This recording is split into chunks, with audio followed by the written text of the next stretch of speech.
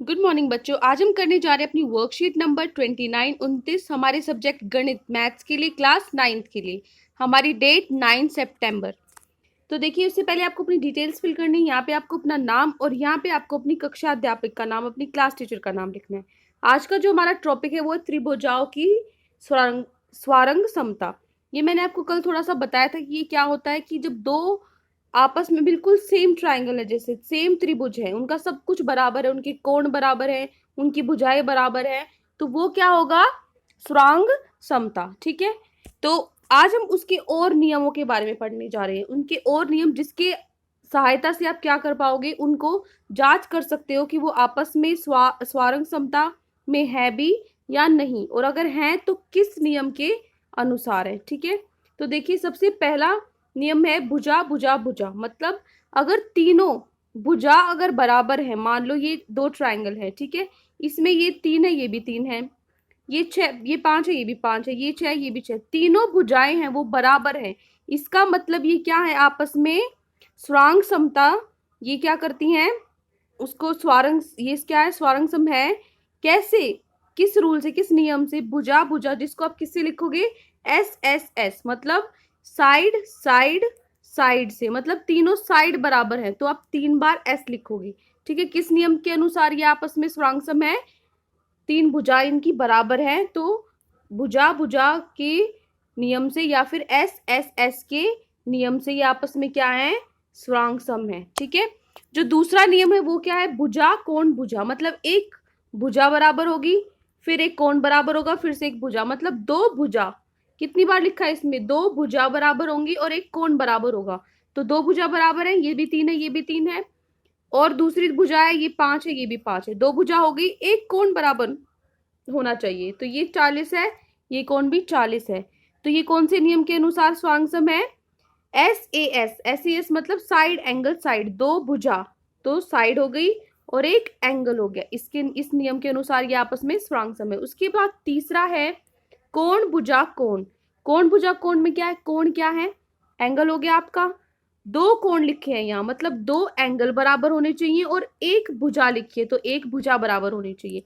तो इस ट्रायंगल में, इन दोनों त्रिभुज में आप देखोगे तो ये भुजा बराबर है, उसके बाद ये एंगल, ये 70 है, ये भी 70 है, ये 75 है, ये भी 75 है, 75 है। तो दो कोण बराबर हो गए और एक भुजा बराबर होगी।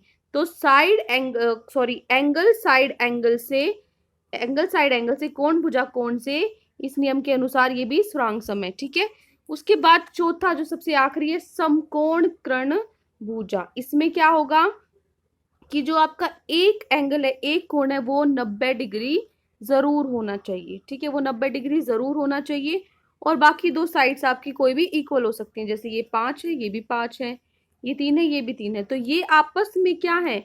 आपस में स्वांग सम है, लेकिन किस नियम के अनुसार? आर एच एस, जिसको आप लिखते हो समकोण कर्ण भुजा के अनुसार। ठीक है। ये 4 रूल आपको बिल्कुल अच्छे से याद होने चाहिए। उसके बाद आपको एक प्रश्न दिया गया है कि नीचे दिए गए त्रिभुज में से स्वांगसम त्रिभुजाओं के जोड़ों को पहचान कर आपको लिखना है। इसमें क्या करना है? आपको ये बताना है कि कौन से आपस में जो क्राइटेरिया, किस नियम के अनुसार वो स्वांग समता दिखाते हैं, वो भी आपको बताना है। ठीक है। इतने सारे ट्रायंगल्स हैं, आपको कैसे पता लगेगा कौन से हैं? तो कोई भी नियम आप ले लो, तीनों की साइड चेक करो, एंगल चेक करो, जो आपको बराबर दिख रहे हैं उन्हीं दो ट्रायंगल को उठा लो। जैसे मैंने ये ट्रायंगल लिया, अब मैं ऐसा ट्रायंगल और कोई ढूंढूंगी। ये इस जैसा है? नहीं। ये इस जैसा है? नहीं। ये इस जैसा है? हाँ, ये इस जैसा है। कैसे? क्योंकि इसका जो एक ये बी कोण है ये 90 है, और इसकी जो दो साइड है ये भी 8 है, ये भी 8 है, इसमें भी दूसरी भुजा 5 है, इसमें भी दूसरी भुजा 5 है। इसका मतलब ये दो ट्रायंगल बिल्कुल बराबर है, बिल्कुल सेम है, तो ये क्या होंगे? स्वांग सम होंगे। ये क्या दिखाते हैं? स्वांग समता दिखाते हैं। तो इसको लिखेंगे कैसे? आप लिखोगे in triangle A B C और एम एन ओ। कैसे लिखोगे? किसके बराबर होंगे? ये मैंने आपके लिए लिख के दिखाया हुआ है। आप लिखोगे ट्रायंगल ए बी सी है जो, वो स्वांग सम है किसके? एम एन ओ के। कैसे? एक जो कोण है वो 90 डिग्री है, एक जो साइड है ए सी और एम ओ दोनों 8 सेंटीमीटर हैं, दोनों की साइड बी सी और एक एम एन वो 5 सेंटीमीटर। तीन चीजें हमें दिखानी होती हैं किसी की भी स्वांग समता दिखाने के लिए। तो ये किससे वो होगा? स्वांग सम किससे होगा? आप भाग कर लिखोगे एस सी एस। क्यों? क्योंकि क्या है? दो साइड इक्वल है, एक एंगल बराबर है, तो आप दो साइड लिख दो एक एंगल। लेकिन नहीं, मैंने आपको बताया था, इसीलिए मैंने यहाँ काट के नीचे RHS लिखा हुआ है। आपको कॉपी में सिर्फ RHS ही लिखना है, ऊपर वाला नहीं लिखना। मैंने बताया था अगर एक 90 डिग्री का है कोण, तो कौन सी नियम से वो होगा, RHS से होगा, बाय RHS। यहाँ पे आप लिख लेना, जो ये कॉन्ग्रुएंट है, ये स्वरांग समता दिखाते हैं, क्योंकि ये 3 पॉइंट हो गए। और किससे दिखाते हैं, किस नियम के अनुसार, RHS के द्वारा। ये जो ट्राइंगल है दोनों क्या होंगे, स्वरांग सम हो गए। ठीक है, उसके बाद अगला आप ढूंढोगे, नेक्स्ट है आपका VWZ। ये ट्राइंगल देखो, और कोई ढूंढो इस जैसा। ये देखो, ये रहा इस जैसा। कैसे, ये भी 30 है, ये भी 30 कोण है, ये 135 है, ये भी 135 है, और इनकी एक साइड 2 सेंटीमीटर है, इसकी भी 2 सेंटीमीटर है। तो ये ट्राइंगल भी आपस में क्या होंगे, स्वरांग सम होंगे। कैसे आप लिखोगे इसको, जो VWZ है वो किसके होगा, PQR के स्वरांग सम होगा। कैसे, एक दोनों का एंगल एक एक 30 है, दोनों का दूसरा कोई कोण है वो 135 है, और दोनों की एक एक भुजा 2 सेंटीमीटर है। तो किस नियम के अनुसार हुआ, ASA के अनुसार हुआ, कोण भुजा कोण नियम के अनुसार। जो ट्रायंगल VWZ है वो स्वरांग सम है किसके, PQR की। ठीक है, ये आपका हो गया सेकंड। और ढूंढोगे, और देखिए ये जो ट्रायंगल है और ये जो ट्रायंगल है, ध्यान से देखो, ये एंगल 65 है, ये भी 65 है। इसकी जो भुजाएं हैं, दो दो भुजाएं इसकी भी बराबर है। तो दो भुजाएं होगी और एक कोण हो गया, तो ऐसे ऐसे ये भी क्या होगा, स्वरांग सम होगा। तो इसको कैसे लिखेंगे आप, सी पार्ट लिखोगे कि जो ट्रायंगल EDF है, जैसे मैंने इसमें लिखा हुआ बिल्कुल आपको ऐसे ही लिखना है।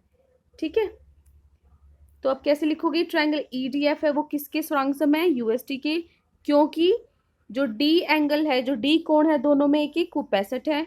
जो एक साइड एक भुजा है वो 5 सेंटीमीटर है, और दोनों की एक एक साइड 6 सेंटीमीटर है। तो किस कौन से नियम के द्वारा, भुजा कोण भुजा या फिर SAS के द्वारा जो ट्रायंगल EDF है वो किसके स्वरांग सम है, UST के स्वरांग सम है। आपको ऐसा कैसा ये लिखना है। ठीक है, उसके बाद और कोई ट्रायंगल आप देखोगे, देखिए ध्यान से, ये ट्रायंगल है और ये ट्रायंगल। आप कहोगे ये तो हमने कर लिया, हाँ कोई बात नहीं, कर लिया, लेकिन इसमें सिर्फ हमने एंगल वाला किया था। अब अगर आप ध्यान से देखो तो ये 5 सेंटीमीटर है, ये भी 5 सेंटीमीटर है, ये 6 सेंटीमीटर है, ये भी 6 सेंटीमीटर है, ये 6, ये भी 6, मतलब तीनों भुजाएं बराबर है। तो साइड साइड साइड से ये भी तो स्वरांग सम होगा, है ना। तो इसको भी आप कैसे लिखोगे, अपने आंसर में आप फोर्थ डालोगे अपनी हेडिंग, इन ट्रायंगल GIH जो त्रिभुज है उनमें क्या होगा, एक तो ये साइड इक्वल है, दूसरी भुजा ये बराबर है, और तीसरी भुजा ये बराबर है। तो साइड एंगल कौन से नियम के द्वारा, भुजा भुजा भुजा, साइड साइड साइड, SSS नियम के द्वारा जो हमारा ट्रायंगल GIH है वो स्वरांग सम है किसके, ट्रायंगल DEF के, त्रिभुज DEF के। तो ये आपका सॉल्यूशन था आज के प्रश्न का। ये एक ही प्रश्न आपका दिया हुआ है, मैं आपको शुरू से दिखाती हूँ, ऐसे आपको लिखना है।